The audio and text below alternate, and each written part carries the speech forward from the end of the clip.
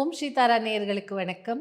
வறுமை நீங்கிறதுக்கு வறுமைங்கிறத தாண்டி பண தேவைகள் அதுவும் நீங்கிறதுக்கு. இப்போ வறுமை நம்ம எதை சொல்கிறோம்? நம்ம ஒரு விஷயத்தை ஆசைப்படுறோம், அது வாங்க முடியாதபடியோ இல்லை அத்தியாவசிய தேவைகளுக்கே நம்மக்கிட்ட காசு இல்லாத போதோ வறுமைன்னு சொல்கிறோம். அப்போது பண கஷ்டமோ ஃபினான்ஷியலாக நம்ம கஷ்டப்படும் போதோ அதுக்கு நம்ம வறுமை நீங்க அப்படி சொல்கிறோம். வறுமை நீங்கள் நம்ம நிறைய ஸ்விட்ச் வேர்ட்ஸ் பார்த்துருக்கோம், மந்திரங்கள் பார்த்துருக்கோம். வாராகியை கொண்டு நம்ம எப்படி வறுமையை போக்கிக்கலான்னு பார்க்குறோம். வாராகி தெய்வம் எப்படின்னா 3 நாளில் கூட பலிச்சிடும்.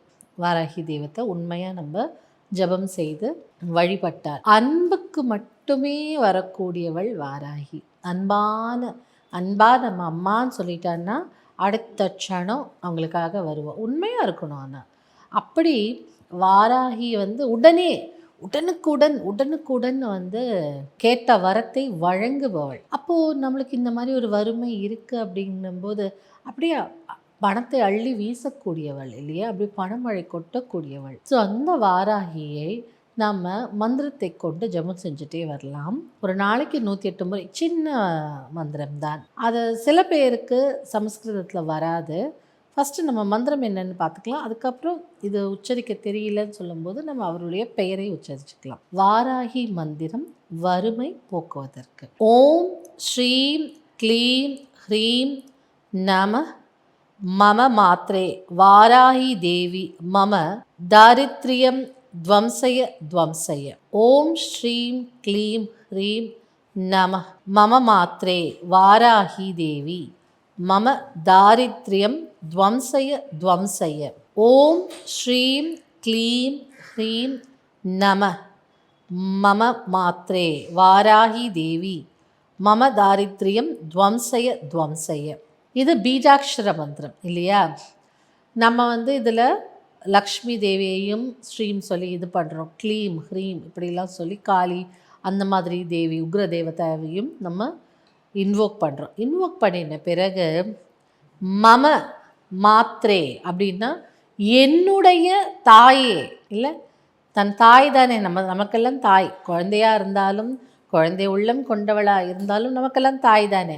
ஸோ மம மாத்ரே வாராகி தேவி, என் தாயாகிய வாராகி தேவியே, என்னுடைய மம தாரித்ரியம் அப்படின்னா என்ன அர்த்தம்? என்னுடைய தரித்திரத்தை துவம்சய நாசம் படுத்து, தும்சம் படுத்து, தும்சம் படுத்து சொல்கிறோம்ல, அந்த மாதிரி நாசம் பண்ணு, தும்சம் படுத்துன்னு அர்த்தம். அப்போ என்ன சொல்கிறோம்? வாராகி தேவி, என்னுடைய தாயாகிய வாராகி தேவியே, என்னுடைய தரித்திரத்தை துவம்சம் பண்ணு, எனக்கு மங்களத்தை அருளச்சை. ஸ்ரீம் க்ளீம் ஸ்ரீ மகாலட்சுமியின் ஆற்றல் எனக்கு கொடு, எனக்கு அந்தோட பவரை கொடுன்னு நம்ம கேட்குறோம். மந்திரங்கள் எல்லாமே சமஸ்கிருதத்தில் இருக்கிறதுனால நம்மளுக்கு அது புரியாமல் இருக்கலாம். பட் இதுதானே அர்த்தம். என்னுடைய கஷ்டங்களை விநாசனம் பண்ணிட்டு என் தாயாகிய வாராகி எனக்கு அருள் அப்படின்னு தானே கேட்குறோம். ஸோ இது மந்திரம் சொல்ல தெரியல, எனக்கு சமஸ்கிருதம் வாய்க்குள்ள நுழையில, சமஸ்கிருதம் எனக்கு வரமாட்டேங்குதுங்கிற போது மனசார வாராகி அம்மா என் கஷ்டத்தெல்லாம் போக்கி கொடுமா, டெய்லி உட்காந்து என் கஷ்டத்தெல்லாம் போக்குமா, என் கூடையே இருமா, என் தாயா இருமா. இதுவே தானே மந்திரம். நம்ம என்ன சொல்கிறோமே அதுதானே மந்திரம். அப்படி கூட சொல்லுங்க. அப்படி இல்லைன்னா வாராகி தேவிக்கு பல பெயர்கள் உண்டு. அந்த பெயர்களையும் தினம் ஒரு தடவை சொல்லி பாருங்கள். எனக்கு டைம் இல்லைன்னு சொல்லும்போது இந்த பெயர்களை எல்லாம் ஒரு தடவை சொல்லி பாருங்கள்.